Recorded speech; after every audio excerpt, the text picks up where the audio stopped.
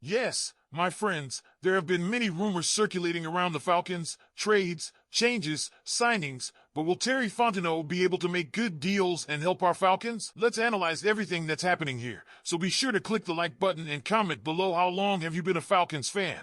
Has your love for them been passed down from generation to generation, or did it start with you at home? Write in the comments. Now, let's talk about a name that has been circulating in the Falcons' free agency discussions, Chase Young. The Falcons once again enter an offseason with a clear need for an edge rusher. Yes, Arnold Ebiketie's emergence late in the season was promising, and rookie Bralin Trice's flashes in training camp offered hope. But let's be realistic, Atlanta needs to continue building its pass rush, and resources are scarce. General Manager Terry Fontenot has proven he can find quality players in free agency without spending a fortune, and that's exactly the kind of move Atlanta could need here. Staff reporter Taryn Walk recently highlighted 5 free agent edge rushers who could be good fits for the Falcons, and Chase Young stands out as an intriguing prospect. By now, Falcons fans, you probably already know who Chase Young is. The former second overall pick was lauded as a generational talent coming out of the 2020 NFL Draft. In his rookie year with Washington, he lived up to those expectations, winning Defensive Rookie of the Year and making the Pro Bowl with 7.5 sacks, 10 tackles for loss, 4 forced fumbles, 3 fumble recoveries, and even a touchdown. That's the kind of impact Atlanta could use. However, things haven't exactly gone as planned for Young since that breakout rookie campaign. Injuries have slowed him down and his production has dipped, which is why he could now be an affordable option with great potential for the Falcons. Last offseason, Young signed a 1-year, $13 million contract with the Saints that was structured in a way that would make him more affordable in 2024. That's the kind of smart contract Atlanta could replicate if they decided to pursue him. While he didn't technically start a game for the Saints in 2024, he was a crucial part of their defensive line rotation, and he delivered. Young finished 6th among all players with 73 pressures, and according to Next Gen Stats, his 0.83 second exit time ranked 10th among edge defenders with at least 400 pass pressure snaps. That's elite explosiveness, and it's exactly what the Falcons need. So, should Atlanta make a move for Chase Young? Could he be the missing piece to take their pass pressure to the next level? Let me know what you think in the comments below. So, Kirk Cousins' time in Atlanta, one and done. It's looking more and more like that's going to be the case. After signing a 4-year, $180 million deal to lead the Falcons, Cousins had moments where he played well, but a shoulder injury after Halloween turned things south. By the end of the year, Michael Penix Jr. took over, and now Atlanta is full steam ahead with the rookie quarterback. The big question now is, where does Cousins end up next? With the Falcons expected to move on from Cousins before the new league year begins, there's one team that keeps coming up in the conversation, the New York Jets. And if you've been paying attention, this shouldn't come as a surprise. Back in 2018, when Cousins left Washington, the Jets were a serious contender to land him before he ultimately chose Minnesota. Now, with their quarterback situation once again in flux, could they make another run at Cousins? This makes a lot of sense for a few reasons. First, Cousins would bring immediate stability to a franchise that has struggled at quarterback for years. We saw what happened last season when Aaron Rodgers went down. The Jets simply didn't have a viable backup plan. And let's be real, Rodgers isn't getting any younger. While the Jets could look at someone like Justin Fields, Cousins provides a level of consistency that Fields hasn't yet proven in the NFL. Another key factor? Timing. The Falcons owe Cousins a $10 million roster bonus in March, meaning a decision has to be made quickly. If Atlanta moves on, expect teams like the Jets to be in the mix almost immediately. Cousins, now fully recovered from his Achilles tear, would likely be one of the best available quarterbacks in free agency. Now, here's where things get interesting. The Jets hold the number 7 overall pick in the upcoming draft. They could take a young quarterback,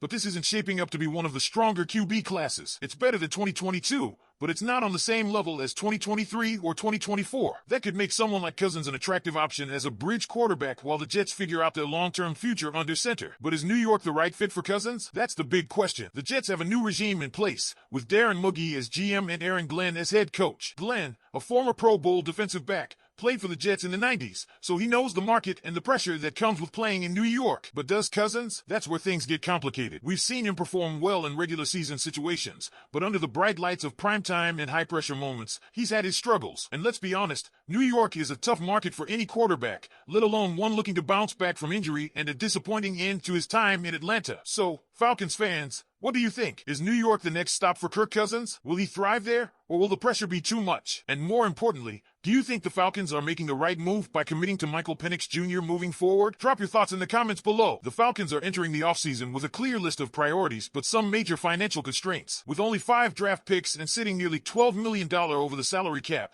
GM Terry Fontenot and head coach Raheem Morris have their work cut out for them. They're going to have to be strategic, and that means targeting the biggest areas of need first. So, let's break it down. Starting with the one thing every Falcons fan has been begging for, pass rush. Atlanta's pass rush has been one of the worst in the league for far too long. The defense has to get more pressure on opposing quarterbacks if they want to compete. Arnold Ebiketie had a solid second half of the 2024 season, leading the team with 6 sacks, but he's been inconsistent throughout his career. The team also has aging defensive tackles in Grady Jarrett and David Onyemata, both of whom are over 30. Outside of linebacker Caden Ellis, no other returning player had more than 2 sacks. That's simply not going to cut it. Whether it's through free agency or the draft, improving the pass rush has to be at the top of the Falcons' priority list. Now, let's move to the secondary. The Falcons have some major question marks at cornerback, with both Mike Hughes and D. Alford set to hit free agency. That leaves A.J. Terrell as the clear number 1. But beyond him, there are plenty of uncertainties. Clark Phillips III showed promise, but is he ready for a bigger role? And with new defensive coordinator Jeff Ulbrich expected to shift toward more man coverage, the Falcons need corners who can match up one-on-one. It's a position they can't afford to ignore. At safety, there's some stability with Jesse Bates III, who was a 2-time All-Pro last season, but beyond him, the situation gets murky. Justin Simmons and Richie Grant are both unrestricted free agents. That means Atlanta needs to find a strong safety who can complement Bates and bring physicality in the box while still being reliable in coverage. Could they bring back Simmons, or will they look for a younger, long-term answer in the draft? Linebacker is another position of need. Caden Ellis was a beast last year, leading the team with 151 tackles and 5 sacks. But apart from him, the group struggled. Troy Anderson has had major injury issues, and Nate Landman, while solid when healthy, dealt with nagging injuries himself and is now a restricted free agent. Rookie J.D. Bertrand showed flashes late in the year, but he's not a proven starter yet. The Falcons need more athleticism and coverage ability at linebacker to solidify the middle of the defense. Switching over to the offensive side of the ball, center is a position to watch. Drew Dalman is a free agent, and he's one of the top centers on the market. The Falcons will have to decide whether to pay up to keep him or look for a cheaper alternative. Ryan Newsel stepped in and performed well in his 8 starts last season, but is he ready to be a full-time starter? If the Falcons want to give Michael Penix Jr. the best chance to succeed in his second season, keeping the interior of the offensive line strong is a must. Finally, let's talk about tight end. Kyle Pitts is under contract for 2025 after the team picked up his 5th-year option. But what happens beyond that? If the Falcons decide to trade him, they'll need to find a replacement either in free agency or the draft. Even if Pitts stays, they need to add another tight end, with Ross Dwelley hitting free agency and Nikola Kalinick being the only other tight end currently on the roster. Whether it's a short-term depth piece or a long-term option, Atlanta can't ignore this position. So, Falcons fans, those are the biggest offseason needs for this team. Pass rush, secondary help, linebacker depth, center, and tight end. With limited resources, Fontenot and Morris will have to make some tough decisions. What do you think? Which position should be the biggest priority? Drop your thoughts in the comments below, and don't forget to subscribe so you don't miss any of the latest Falcons news. Go Falcons!